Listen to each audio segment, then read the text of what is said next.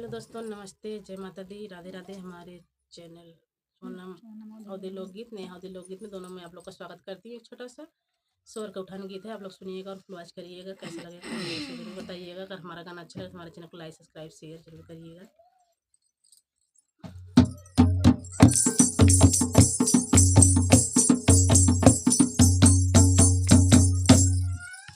भोरवा में देखे सपना